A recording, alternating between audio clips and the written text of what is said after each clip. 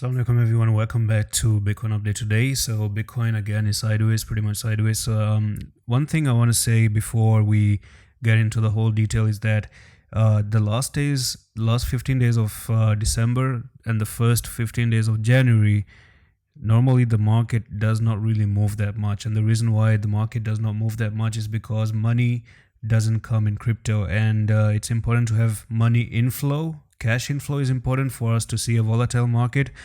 And if you don't have cash coming inside crypto, you will see sideways movement. That's all. The reason why there's no money inside of crypto right now is because it's a holiday season. People are enjoying holidays, especially the big investors are enjoying their holiday. Now you can see that due to that, you can look at Bitcoin that is pretty sideways right now. As soon as it goes to 95,000, you're bullish. It comes down to 93, you're bearish.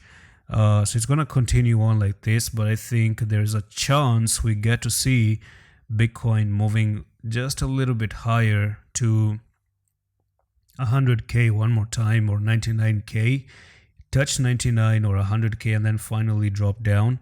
That's actually very possible. Previously, I've shown you that the maximum time it is really going to take Bitcoin is going to be until 4th of February. I don't know what's the hype with 20th January. I don't know. A lot of people are waiting for 20th January.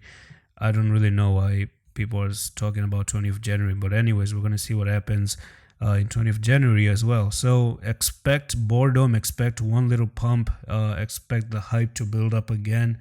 But I am overall going to wait for Bitcoin to fill the gap or wait for an invalidation to happen, because there's nothing going on for me to say that the market is good. So that's all for the video, and I'm going to see you in the next one. Love is.